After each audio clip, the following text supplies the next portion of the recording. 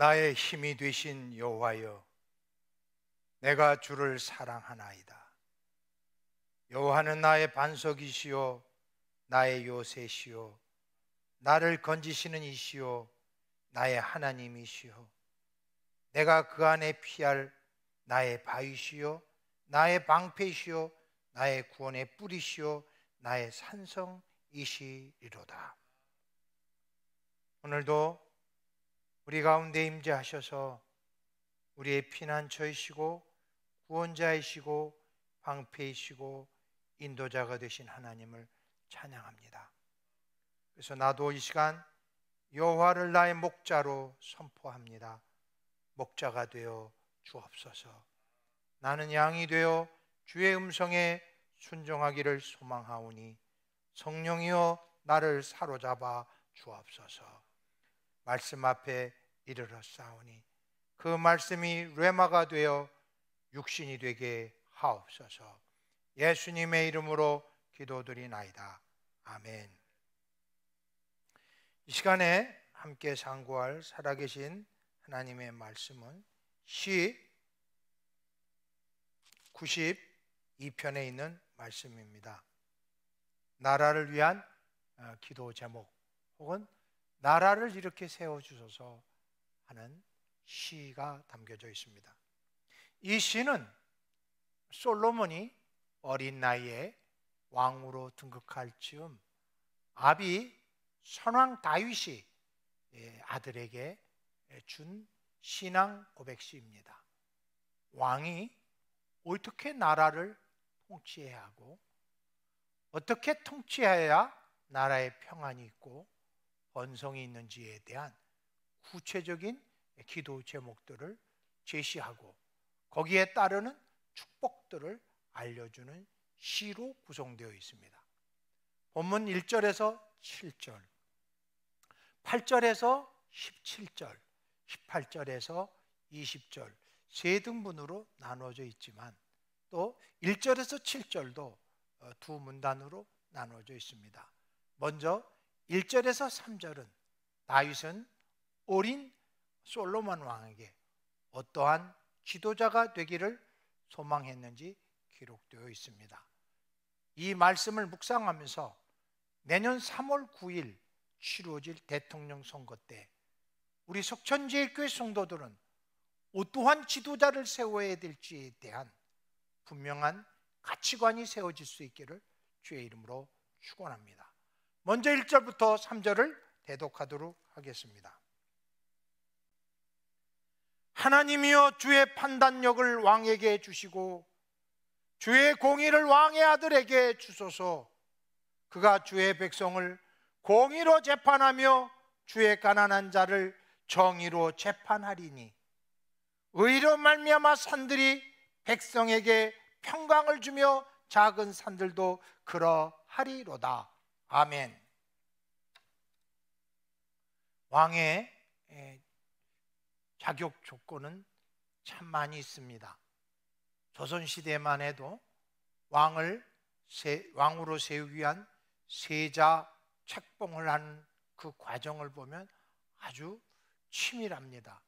어려서부터 왕사를 둬서 교육을 하여 학문과 인격을 겸비하는 일들을 게을리하지 않았습니다. 뿐만 아니라 그가 사회성과 또 판단력 이런 것들을 두루 겸비했는지 체크하는 과정들이 있었습니다. 다윗이 어린 아들 솔로몬을 이제 왕으로 등극시키기 바로 전 하나님 앞에 기도 제목을 첫 번째로 이렇게 기록하고 있습니다. 왕의 판단력과 주의 판단력과 의를 내 아들 솔로몬 왕에게 주옵소서. 이거는 정말 이 세상에서 하나님이 가장 기뻐하는 왕의 자격 요건 중에 하나입니다. 판단력과 하나님의 의. 그 판단력과 하나님의 의는 어떻게 드러납니까? 공의로 백성을 심판하고 다스리고 섬긴다는 의미가 담겨져 있어요. 일반적으로 공의는 시대별로 다 다르게 정의되어 있습니다. 봉건주의 시대에는 봉건의 군주가 공의입니다. 그 사람의 말 한마디가 공의입니다. 공산주의 시대에는 이데올로기가 공의입니다. 그리고 민주주의 시대의 공의는 다수결과 시장 경제입니다. 그러니 얼마나 이 공의가 변덕이 심하겠습니까? 그런데 성경이 쓰여진 역사 내내 창세기부터 계시록까지 공의는 딱 하나입니다. 하나님을 두려워하는 마음입니다. 법을 집행해도 법정신이 무엇입니까? 하나님을 두려워하는 것입니다. 요즘에 나오는 대통령 후보감들마다 공의와 어떤 이는 상식, 정의, 갖가지 미사오구들을 다 구사하고 있습니다. 인간이 공의를 말할 수 있을까요? 공정을 말할 수 있을까요? 인간이 상식을 말할 수 있을까요? 아니요. 하나님을 두려워하는 것이 공의입니다. 하나님을 두려워하는 마음으로 법을 집행하는 것이 법정신이고, 하나님을 두려워하는 마음으로 경제 질서를 잡아가는 것이 바로 공의인 것입니다. 그래서 오늘 보면 2절은 이렇게 기록되어 있습니다. 그가 주의 백성을 공의로 재판하며 주의 가난한 자를 정의로 재판하리이다. 예전부터 내려오는 법정신은 세간에 유전무죄, 무전유죄라는 아주 있을 수 없는 단어들이 정말 회자되고 있습니다. 돈이 있으면 무죄고 돈이 없으면 유죄라는 것. 돈이 재판의 기준이 되어버린 참혹한 현실을 오늘뿐만 아닙니다. 지금부터 1000년 전 솔로몬 시대에도 이것이 아주 빈번하게 일어났던 것입니다. 사람의 악함이 그렇습니다. 법 자체가 문제가 아니라 법 적용하는 사람이 문제인 것이죠. 그래서 재판도 하나님을 두려워하는 마음으로, 하나님의 심판을 두려워하는 마음으로, 가난한 자를 돌보는 일도 하나님의 마음으로, 예수의 마음으로 가난한 자를 돌보라는 거예요. 힘 있는 자에게는 비굴해지고 힘이 없는 자에게는 비열해지는 이런 인생이 아니고 이런 지도자가 아니에요. 자기하고 친분이 있는 사람에게는 너그럽고 자기를 공격하는 사람들에게는 악랄하게 나가는 것, 이것 공의 아니에요. 이것 하나님의 의 아니에요. 이것 하나님의 판단 아니에요. 하나님은 어떻게 생각하실까? 하나님은 가난한 사람들에게 향해서는 한없는 긍휼입니다. 한없는 긍휼. 우리가 이거를 잃어버린다면 하나님의 심판 아래서 벗어날 길이 없습니다. 그러면서 3절에서는 의로 말미암아 산들이 백성에게 평강을 주며 그랬습니다. 여기서 산은 군주를 말합니다. 왕을 말합니다. 하나님을 두려워하는 마음으로 재판을 하고 하나님을 두려워하는 마음으로 백성을 사랑하면 그것은 평화입니다. 그것은 평화입니다. 나라가 왜 이렇게 뒤숭숭합니까? 강력한 지도자가 없을 땐 군웅 활거한다는 옛말이 있지 않습니까? 질서가 문란하면 군웅 활거한다고 했습니다. 중국의 역사 속에서도, 대한민국의 역사 속에서도 타락한 지도자 밑에 수많은 거짓 지도자들이 벌떼처럼 일어나는 것이에요. 오늘 이 민족이 정신을 똑바로 차리되, 특별히 예수 그리스도의 핏값으로 사신 바 되어 하나님의 자녀된 백성들은 지금부터 정신을 똑바로 차리고 기도해야 됩니다. 다음 대통령을 뽑을 때 하나님을 두려워하는 백성 뽑아야 합니다. 하나님을 두려워하는 마음으로 살아가는 사람을 뽑아야 합니다. 그렇지 않으면 제2, 제3의 환난과 우환을 경험할 수밖에 없습니다. 4절에서 7절입니다. 그가 가난한 백성의 억울함을 풀어주며 궁핍한 자의 자손을 구원하며 압박하는 자를 꺾으리로다. 그들이 해가 있을 동안에도 주를 두려워하며 달이 있을 동안에도 대대로 그리하리로다. 그는 뱀풀 위에 내리는 비같이 땅을 적시는 소낙비같이 내리리니 그날에 의인이 흥왕하여 평강의 풍성함이 달이 닿을 때까지 이르리로다. 하나님의 판단력, 하나님의 의, 하나님을 두려워하는 마음으로 살아가는 사람들이 지도자가 되었을 때 나타나는 축복입니다. 참으로 아름다운 모습입니다. 여기서 아주 중요한 동사 하나가 있습니다. 불의한 자, 악인을 꺾으시는 의로운 사람들입니다. 다른 것에는 무한한 관용이 있는데 불의한 것에 대해서는 관용이 없습니다. 불의에 대해서는 엄벌 100개입니다. 꺾는다는 이 의미는 뼈를 꺾는다든지 아니면 새순을 꺾을 때 쓰는 동사입니다. 소망이 없는 것입니다. 회복이 없는 것입니다. 이것이 하나님의 심판입니다. 불의에 대한 하나님의 심판, 즉 하나님을 두려워하지 않는 백성에 대한 하나님의 심판은 다음이 없습니다.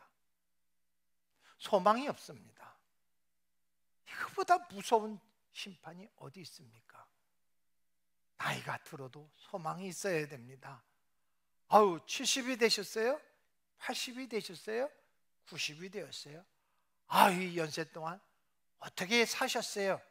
이렇게 물어볼 때 내가 어떻게 살아온 것보다 앞으로 어떻게 살아갈 것이 더 중요하다고 선포할 줄 알아야 하며, 시인의 고백처럼 나이가 들고 연수가 더할수록 입이 청착하고 진액이 마르지 아니하는 축복의 인생, 그것이 바로 하나님이 주시는 의인의 말로 아니겠습니까?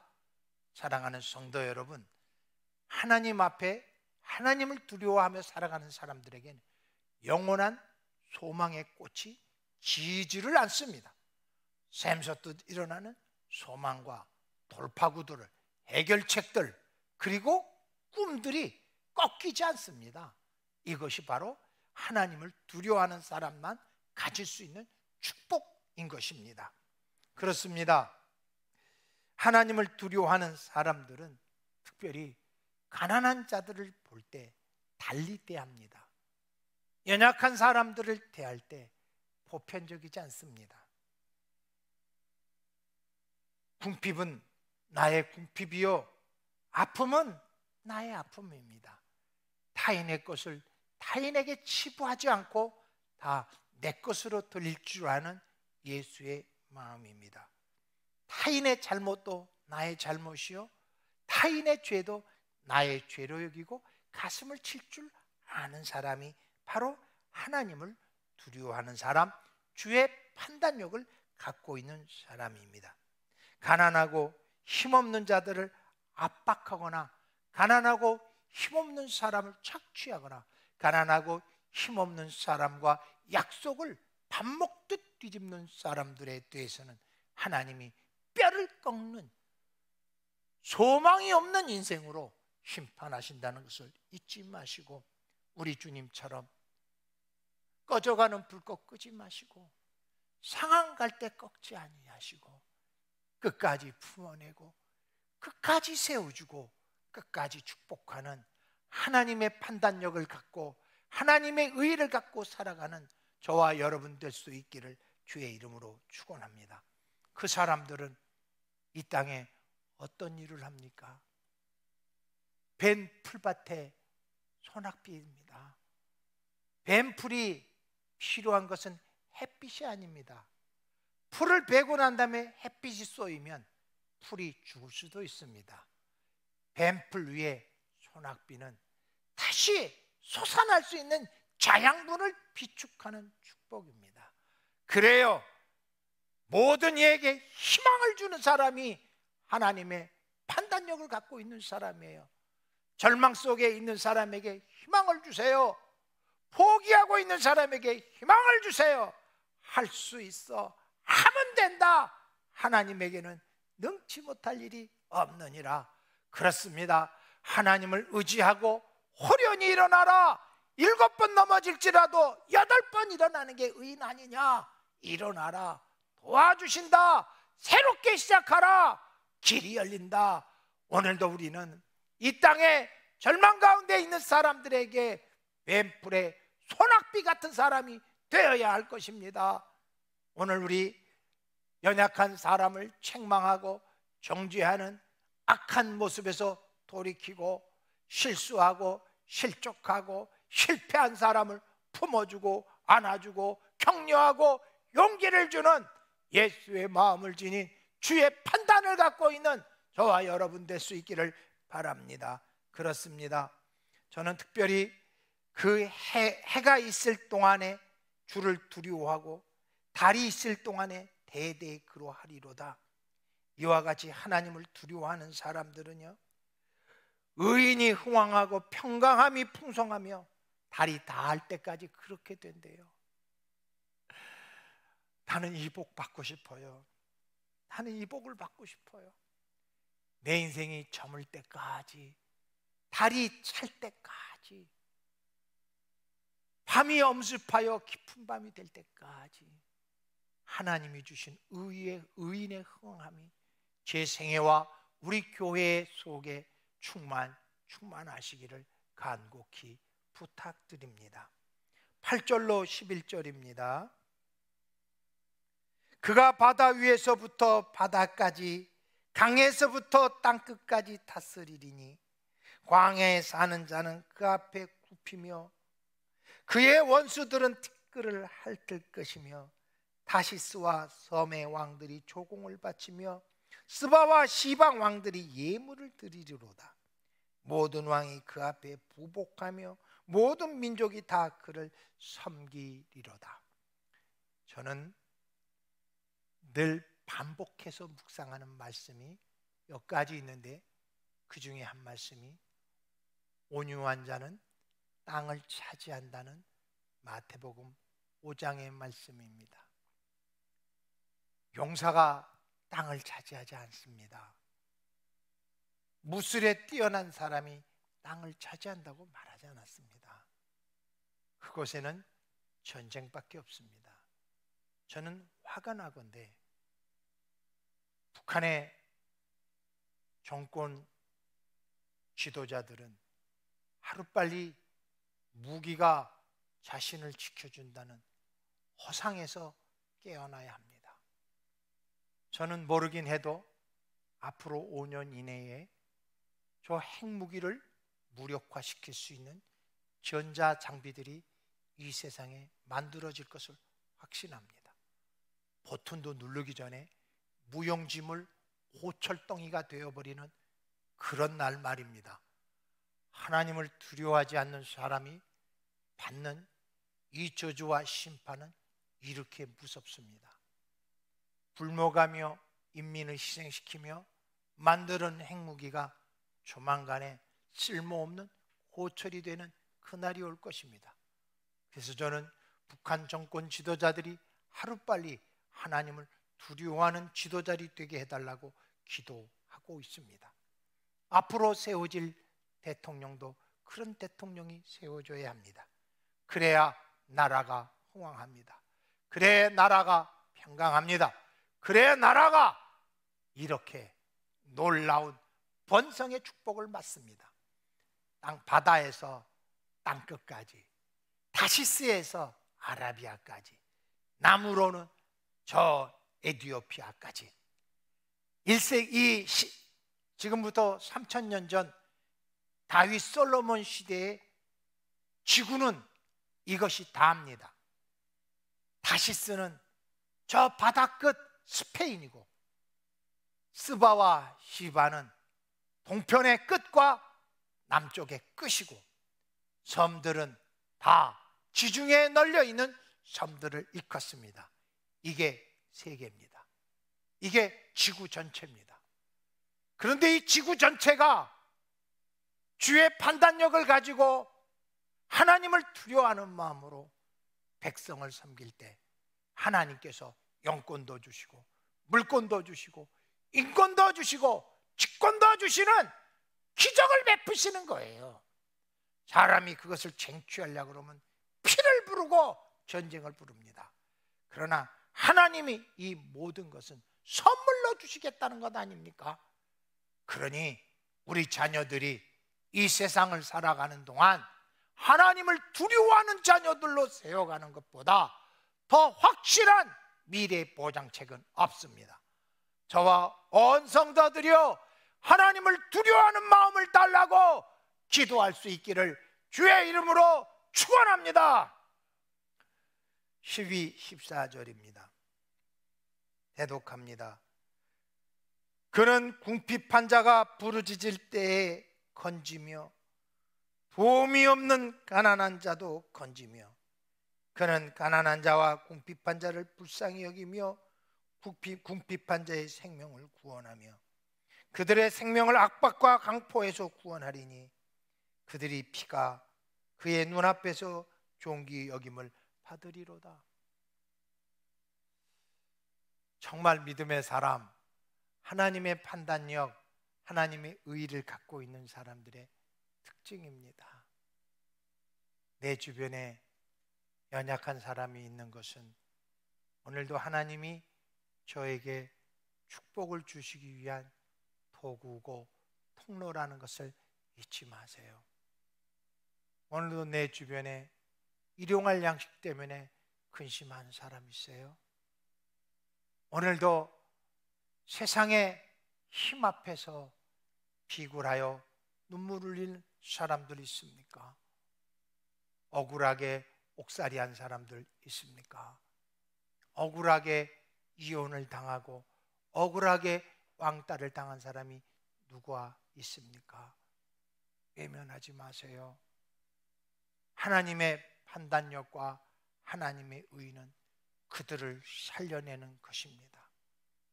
하나님은 오늘도 그 연약한 사람을 살리기 위하여 예수 그리스도를 십자가에 쳐 죽이셨습니다. 이런 사람들을 시대마다 정죄하는 법률을 만들어 사회에서 일찍 도태시켰습니다. 대표적인 예가 삼청교육대입니다. 참 저는 그때 농촌에서 농촌운동하고 있을 때인데, 만약에 제가 농촌운동을 하지 않았으면 저도 삼청교육대에 끌려가는 대상이 됐을 것입니다. 사랑하는 성도 여러분, 내 목적을 위해서 약자를 희생시키는 이 더럽고 추한 생각을 버려야 합니다.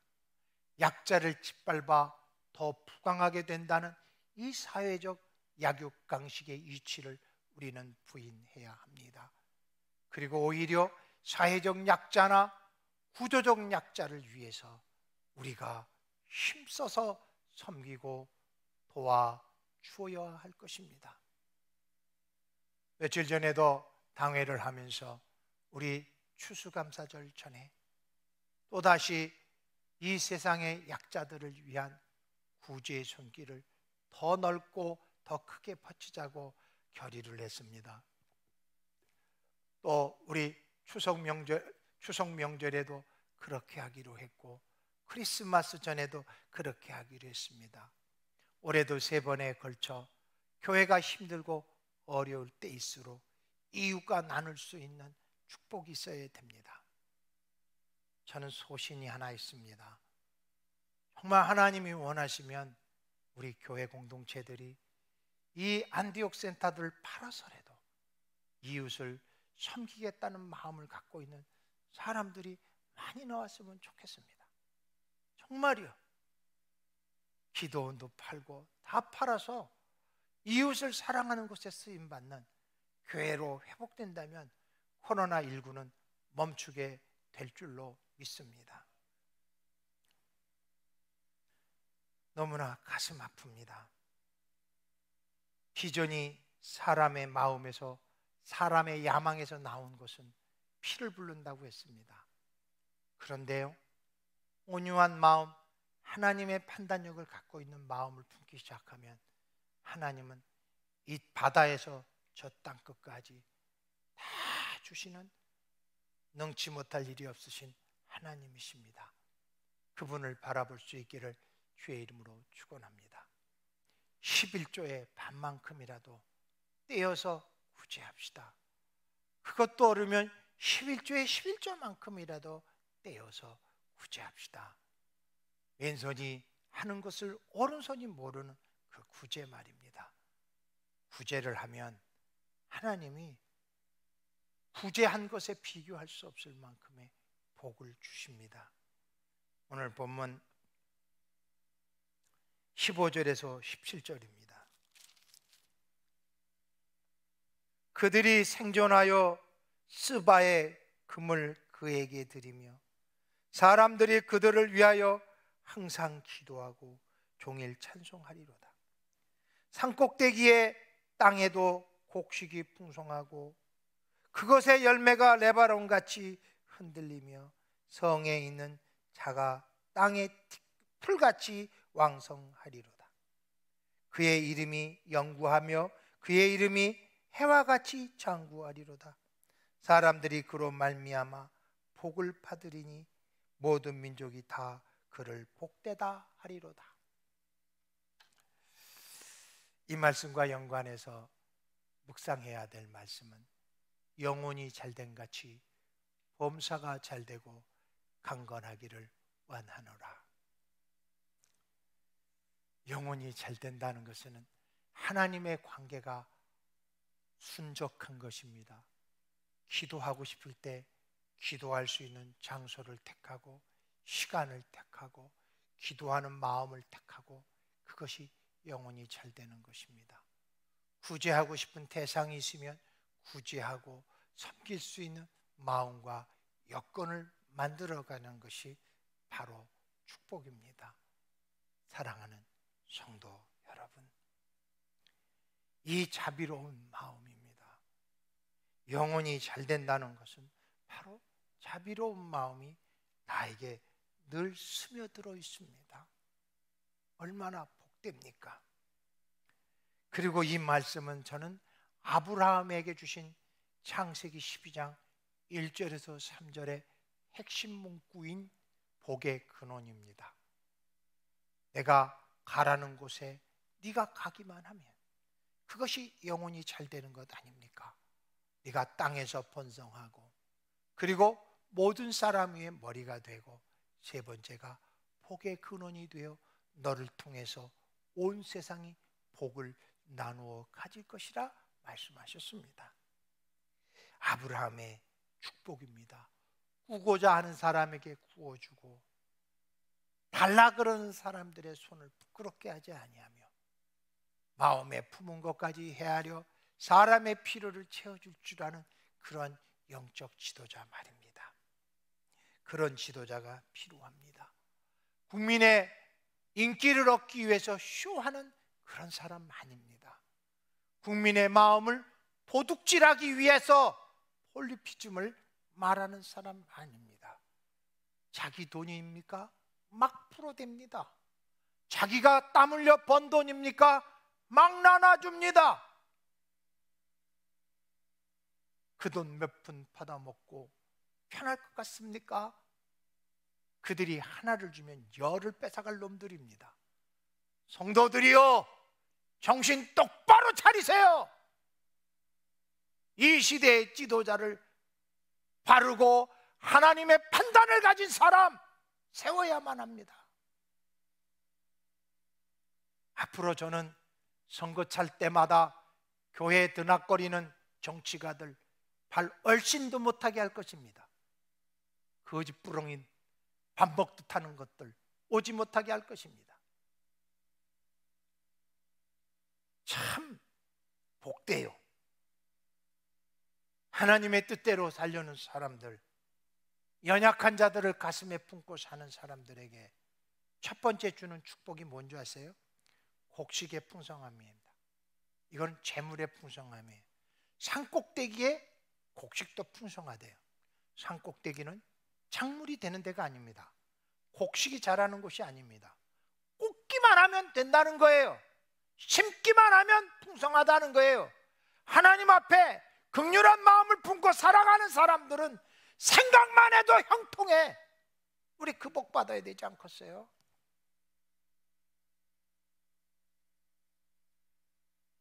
두 번째는 자손의 번성함입니다. 왜 이렇게 인구가 줄어가고 있습니까? 탐욕이죠. 탐욕을 버리면 인구는 늘어갈 수밖에 없습니다.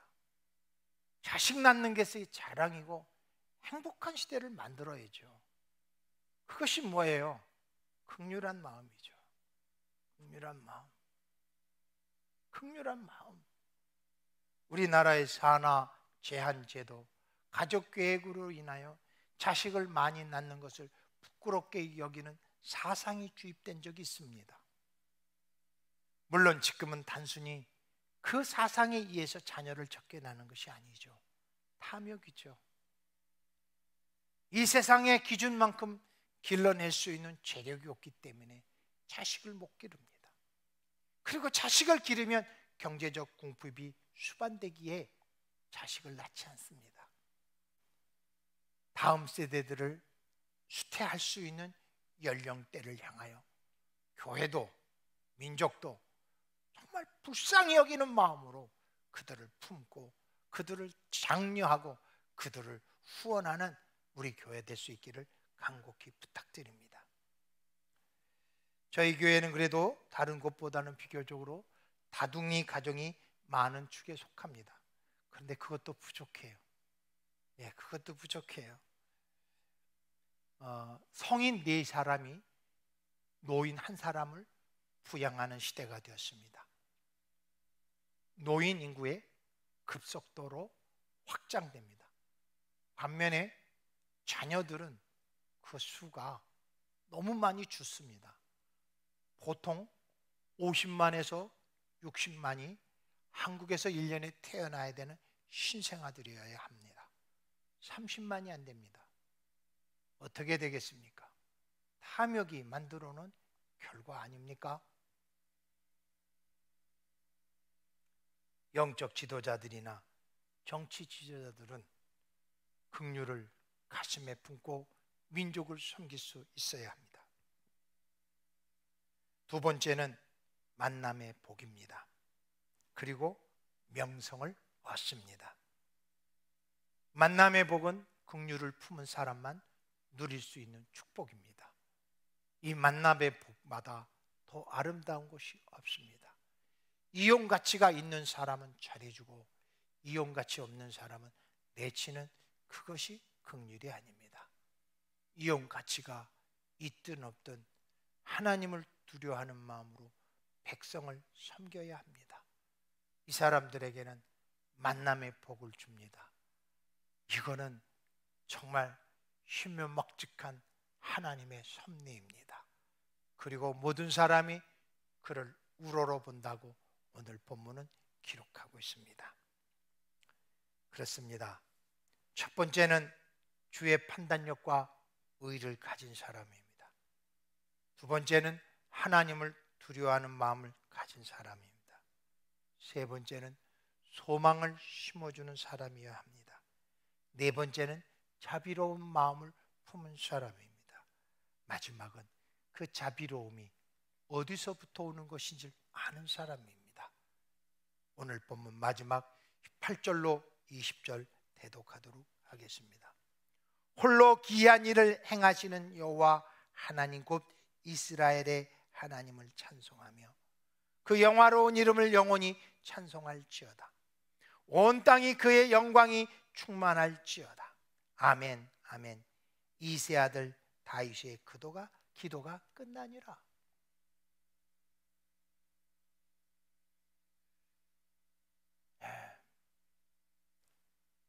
유아 독전이 아니죠.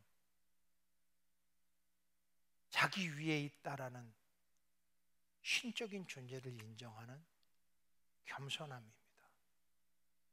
그것을 다윗은 하나님을 예배하는 겸손으로 표현해 주고 있습니다. 사랑하는 성도 여러분, 목사도요, 개인의 예배가 없는 목사는요, 교만해집니다. 개인의 예배가 있는 목사는 비교적 교만해 가는 길이 더디고 돌이키고 회개할 수 있습니다. 나 위에 나를 다스리고 통치하시는 하나님이 계심을 아는 사람들은 하나님 앞에 두렵고 떨림으로 예배치 않고 배길 수가 없습니다. 하나님을 예배함이 다윗 생의 최고의 가치였습니다.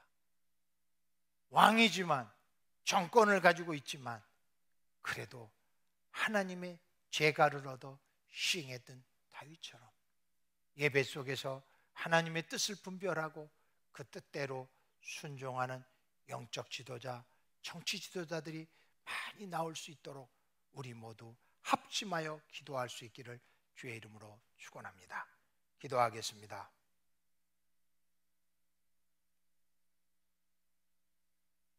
한 정당에서 10여 명이 넘는 대통령 후보감들이 나오고 있는 혼탁의 시대를 살고 있습니다. 다 이것이 나의 죄입니다. 다윗처럼 지도자들을 위한 기도를 게을리했던 이 죄를 용서해 주옵소서. 오늘부터 시작해서 우리 속천제일교회는 주의 판단력과 우위를 가진 지도자를 세우고 하나님을 두려워하는 마음으로 백성을 다스리는 지도자가 세워지고 소망을 심어주는 지도자가 세워지고 자비로운 마음을 갖춘 지도자들이 세워져서 하나님 앞에 겸손한 예배자들로 민족의 지도자가 세워질 때 이 민족의 물권이 회복되고 영권이 회복되는 그날을 고대하며 기도하기를 멈추지 않게 하옵소서. 인간의 탐욕으로 대통령이 되겠다고 날고 뛰는 더러운 세력들아, 예수의 이름으로 명하노니 이 민족 가운데서 떠나갈지어다. 오직 하나님의 판단력을 갖고 하나님을 두려워하는 마음으로 긍휼을 품는 지도자들을 세워 주옵소서. 예수 그리스도의 이름으로 기도하옵나이다. 아멘. 이제는 우리 주 예수 그리스도의 은혜와 아버지 하나님의 만극하신 사랑과 성령님의 감화, 감동, 교통, 역사하심이 머리 숙인 성도들 한 사람 한 사람 위에와 가문과 가옥과 비전 위에와 성도 가문과 교회와 하나님 나라 위에 이제로부터 영원토록 함께 계시기를 간절히 축원하옵나이다. 아멘.